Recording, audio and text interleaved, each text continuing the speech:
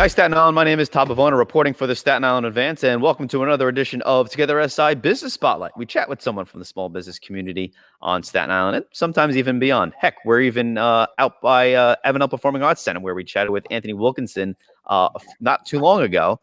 So here we are. We're getting ready for our show that we're doing at 3 o'clock on Wednesdays. But today, the focus of today is James Thomson. He is partner at Scamardella, Gervasi, Thomson, and Kasegrande with a focus on real estate and commercial law. James joins us now. How you doing, James? How are you, Todd? Thanks for having us on. Great, man. So, James, let's get right into you and your law firm here. Talk to us about it. Sure. So we've been around over 60 years at our location in West Brighton on Forest Avenue. The partners right now, of course, in the firm name, Bob Scamardella has been here about 35 years. He's the managing partner and oversees the operations. My partner, Mike Gervasi, oversees our litigation department. As you said, I do real estate and commercial. And then my partner, Kasegrande, does our estate planning and administration. So that's our current structure. Been providing legal services to the community for some time and continuing to figure it out and do that throughout this pandemic. Speaking of the pandemic, that's been the overriding question for each one of these spotlights is how is a business adjusting to this? And we have to go way back, James. I can't believe it's been 3 months. Can't believe I'm saying that. But so the faucet stops, things get cut off. You can't have in-person meetings anymore or conduct business as normal. What did that mean for you then, if you can recall at this point? Sure, how did you adjust, James? You're right. It's amazing. It seems like a lifetime ago. So we were very lucky in a sense that this didn't happen 5 or maybe even 3 years ago, because over the past few years, my partner Leslie led really a technology overhaul at the firm where our practice management software was updated. Our remote capabilities became a lot better, not only on the attorney level, but the support staff level. And then also our phone system was upgraded to allow us to do more remotely. So obviously this wasn't planned for. It just happened that we sort of had the infrastructure in place to handle this better than maybe we had in the past.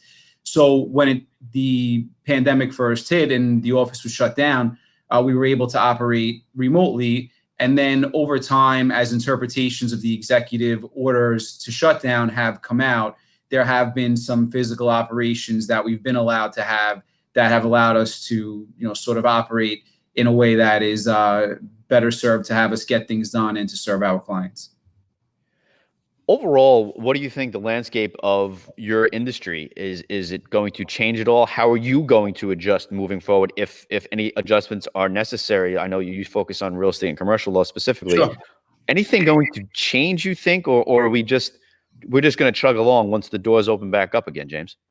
No, so I think that there is no doubt that there are some things that are going to change. Lawyers, as business people, tend to be notoriously conservative, and the industry sort of follows that. So I wouldn't say that it's always the most up-to-date industry.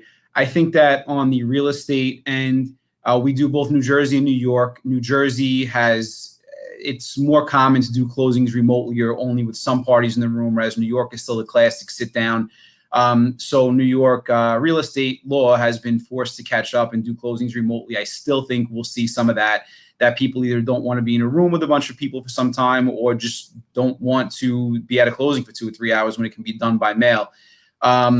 On the courtroom side, we've been seeing the courts have been trying to catch up, be able to do more remotely, where historically everything was in person. So I do think that as this fades away, that there may be some more of that allowed. And then on the estate planning and estate administration side, and particularly on estate planning, you do need some documents signed in person, and the current executive orders do allow for that to happen. I don't know how much will change on that end, but that being said, I'm sure there'll be more meetings via Zoom as opposed to the old face-to-face. So that, I think is where you'll see things go. So in summary, yes, I do think that you will see some more things done remotely, but at the same time, the law being is what it is, I still think there's going to be a need for some face-to-face and sit down and a personal touch to the services. Now, I know you focus on real estate and commercial.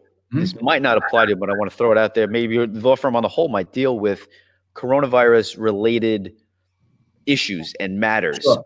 Mm-hmm. What are you facing so far? Real quick, running out of time, but what are you facing so far when it comes to things of that nature, and how sensitive is it at this point in time when it comes to liability and it comes to business owners, like many people have been on this program, and Sure. making sure that they're safe? What have you been dealing with there, James? So I think the most prominent legal thing that I've been dealing with as coming out of the coronavirus is that we represent a decent amount of commercial landlords and some commercial tenants as well. And there have been major regulations that have been announced and others that are proposed, impacting what rights landlords have, what rights tenants have. There is already a lawsuit challenging one of the executive orders out in Westchester County that would impact statewide. And going back to long ago in March, one of the things that I really found heartening and positive throughout this thing was that the majority of the clients I spoke to, landlord-tenant law, of course, is typically a battleground.